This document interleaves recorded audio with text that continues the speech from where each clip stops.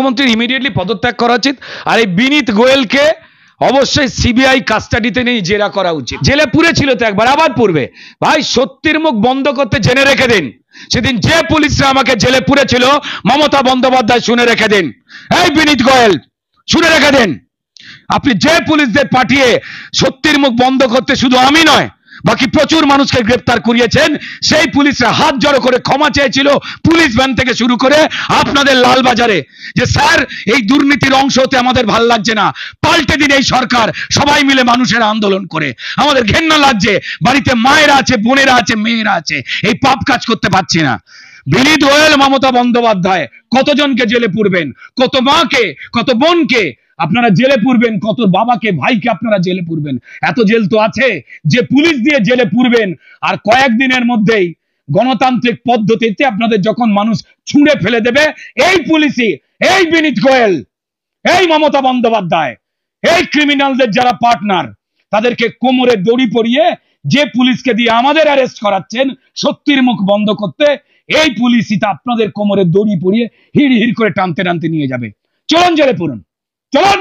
সন্দীপ ঘোষ দিয়ে শুরু হয়েছে, আর কার কার কোথায় দোষ সবটা বেরিয়ে আসবে। স্লোগান দিয়েছেন না উনি, স্লোগান দিয়েছেন তো যে নির্যাতিতার ফাঁসি চাই, নির্যাতিতার ফাঁসি, যে এমা এল বলে জিপ কেটে সত্যি কথা বলে ফেলবার পর বলেছেন যে অপরাধীর ফাঁসি চাই। আমি বলছি না, ভিডিও রয়েছে।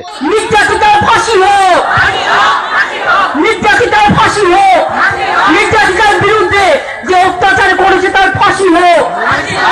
নির্যাতিতার না, সরি, এটা আমার মুখ দিয়ে ভুল বেরিয়েছে, এটা আমি উল্টো করছি।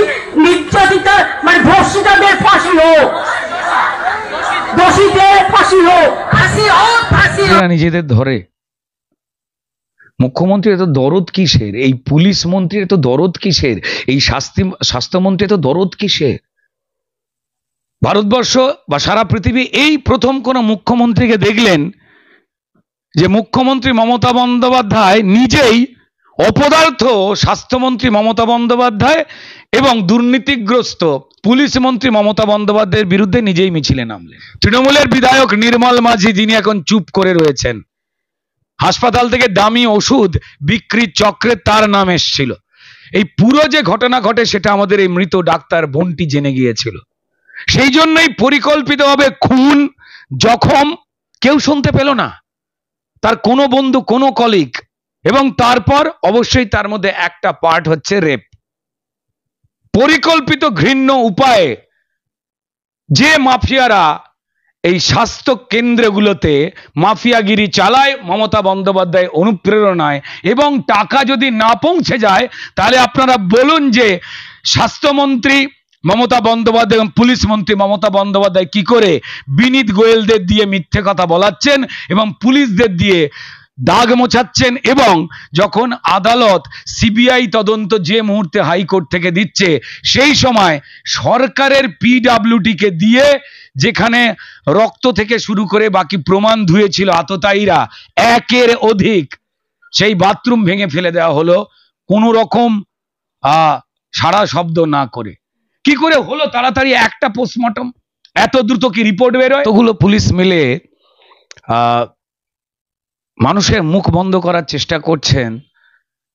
ততগুলো পুলিশের মধ্যে যদি একটা মাত্র পুলিশ সেদিন ওই আরজি করে ডাক্তার বোনটার পাশে দাঁড়াতো, তাহলে বোনটা হয়তো আজকে স্টেথোস্কোপ নিয়ে অনেক রোগী দেখছে, তাকে পৃথিবী ছেড়ে চলে যেতে হতো না। একদমই তাই, যতক্ষণ না শেষকৃত্য হয় তিনি ঘুমোতে পারেননি, কারণ ওই মহিলার দেহ যদি আর একবার পোস্টমর্টম হতো, অন্য হাসপাতালে পোস্টমর্টম হতো, এই তৃণমূলের 2 নম্বরিতে ঘিরে থাকা আরজি করের মতো হাসপাতালে না হয়ে তাতে আরো বেশি প্রমাণ বেরিয়ে আসতো।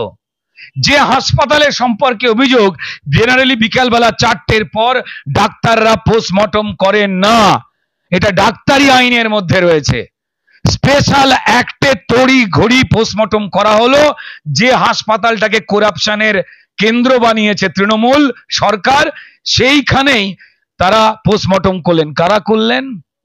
এই সন্দীপ ঘোষের চালা চামুন্ডরা, তো যাকে মমতা বাঁচাবার চেষ্টা করছেন। তাহলে ওই রিপোর্টটাকে ঠিক রিপোর্ট, তারা প্রমাণ নষ্ট করে দিতে চেয়েছেন, তারপর সিবিআই আসুক, লোকজনকে ধরা হবে, জিজ্ঞাসাবাদ করা হবে, কিন্তু তথ্য প্রমাণ যেগুলো, এভিডেন্স যেগুলো, সেটাকে জ্বালিয়ে দাও। মেয়েটা জ্বলে যাবার সঙ্গে সঙ্গে ওই প্রমাণগুলো জ্বলে গেল।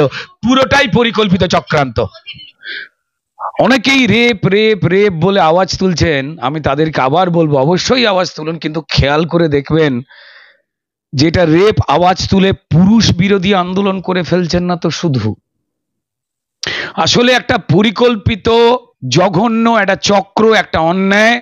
শুধু আরজি কর নয়, পশ্চিমবঙ্গের নানান মেডিকেল কলেজে চলে, সবাই বলছেন, যেখানে এই প্রিন্সিপাল বা আরো অন্যান্য প্রশাসনিক লোক যাদের এই তৃণমূল সরকার বসায়, সেখান থেকে তুলো, গজ, ব্যান্ডেজ, স্যালাইনের বোতল, আরো অন্যান্য সহজলভ্য ওষুধ, রুগীদের খাবার, পেশেন্ট পার্টির খাবার, পেশেন্ট ভর্তি করা, প্রাইভেট আয়া দেওয়া, এই ধরনের কাজগুলো থেকে শুনতে ছোট মনে হলেও কোটি কোটি টাকা ইনকাম হয় তৃণমূলের মাসে মাসে।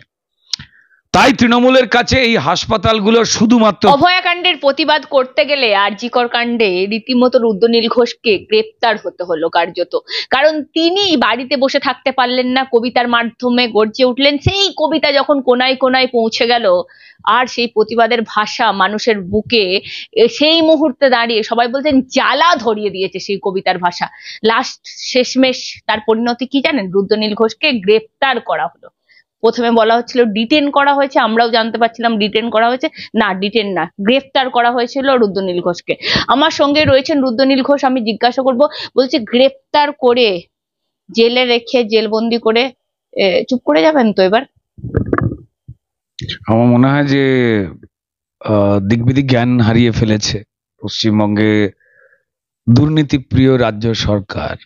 টোটালটাই প্রশাসনিক ভাবে কিভাবে দুর্নীতি করা যায়, দুর্নীতি করানো যায়, দুর্নীতিকে আগলানো যায়, তার চেষ্টা চলছে।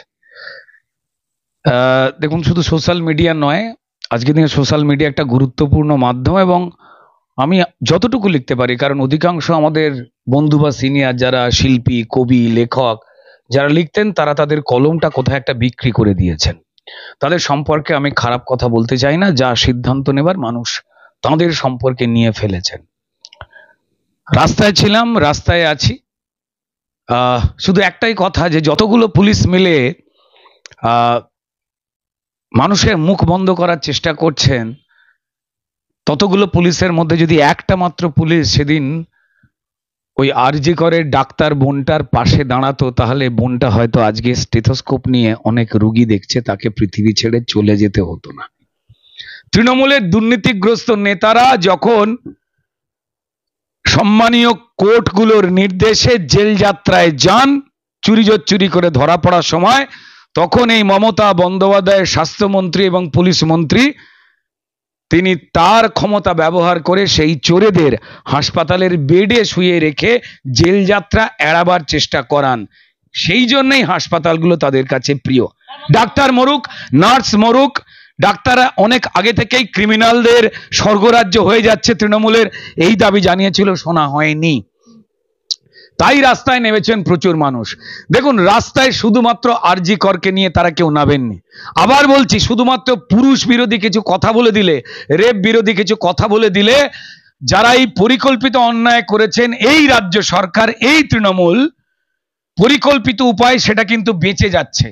একটু ভালো করে খেয়াল রাখুন যারা সংবেদনশীল মানুষ, যে প্রশাসনিক পদ্ধতিতে একটি মেয়ে যে সব সত্যিটা জেনে ফেলেছিল, অন্যায়টা মানছিল না, তাকে বিভিন্ন সময় উত্ত্যক্ত করা হচ্ছিল, বারবার রাতে ডিউটি ফেলা হচ্ছিল, 36 ঘন্টা ডিউটি করছিল, যাতে মেয়েটি যে দুর্নীতি চলে আরজি করে, যা আরজি করের আজকের জুনিয়র ডাক্তাররাও সবাই বলতে চেয়ে ভয়তে বলতে পাচ্ছেন না।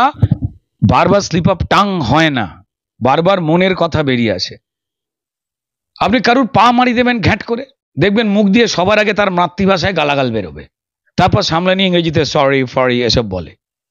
আসলে ওইটাই সে বলতে চেয়েছিল, তাই তিনি বলে ফেলেছেন।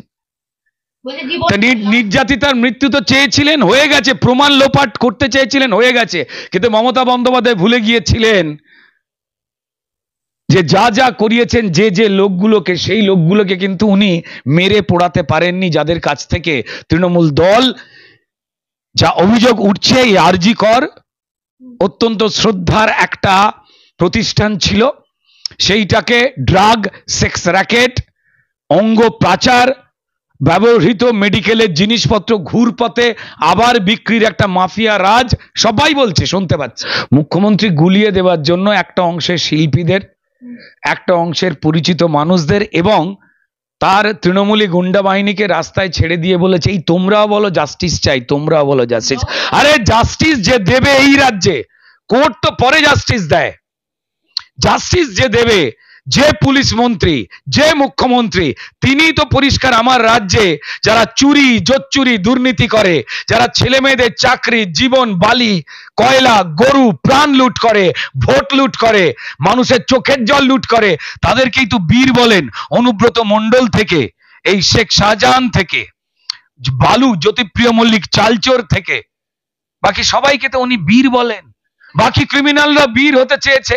আসলে পরিকল্পিতভাবে একটা দুর্নীতিকে জেনে ফেলবার জন্য একটা মেয়েকে মেরে দেওয়া হলো, যার একটা পার্ট হচ্ছে রেপ, এবং সেটাকে গুলিয়ে দেওয়ার চেষ্টা করছে, প্রমাণ লোপাটের চেষ্টা করছে, সামলানো যাবে না। উনি জীবন্ত লাশ তবে থেকেই হয়েছেন যবে থেকে উনি সততার প্রতীক নিজেই মুছে ফেলেছেন লজ্জায়। যেভাবে উনি ক্রিমিনালদের মুখ্যমন্ত্রী হয়ে উঠেছেন, একজনও ক্রিমিনালকে ধরেছেন? ওনার কাজই তো হচ্ছে ক্রিমিনালদের লালন করা। এই দেখুন না, উনি পুলিশ মন্ত্রী, ওনার দলের রাজ্যসভার এমপি সুখেন্দু শেখর রায় বাবু, তিনি যেই বলেছেন এই বিনীত গোয়েল যে পুরো অপারেশনটা চালাচ্ছিল, মিডিয়ার সামনে বারবার মিথ্যে কথা বলাচ্ছিল, যার নির্দেশে যেদিন মা বোনেরা শান্তিপূর্ণ মিছিল করছিল, আরজি করে হাজার হাজার পুলিশ ঘেরাটোপ ছিল, কিন্তু যেই দুষ্কৃতীরা ঢুকলো, পুলিশরা গেট ছেড়ে চলে গেল। দুষ্কৃতীরা গিয়ে আগে ভাঙচুর করলো কোথায়? যে ডাক্তাররা প্রতিবাদ করছিল সাধারণ মানুষের মতো, তাদের আন্দোলনের জায়গা ভেঙে দিল। এবং ইংরেজি জানে না, হ্যাঁ, থার্ড ফ্লোর মানে যে 4 তলা, এইটা বুঝতে পারেনি। থার্ড ফ্লোর মানে 3 তলা, আসলে 4 তলাতে রয়েছিল ওই সেমিনার রুম, আর যে বাথরুম ভাঙা হচ্ছিল রক্ত দাগ মোছার, খুনের প্রমাণ লোপাটের চেষ্টায়, সেইটা ভাঙচুর করার চেষ্টায় ছিল। ভুল করে অশিক্ষিতরা পৌঁছে গেছে হচ্ছে 3 তলায়, ভেঙে তছনছ। আর মুখ্যমন্ত্রী বলছেন রাম বাম, এখন নিজের ছুটছে কাল ঘাম।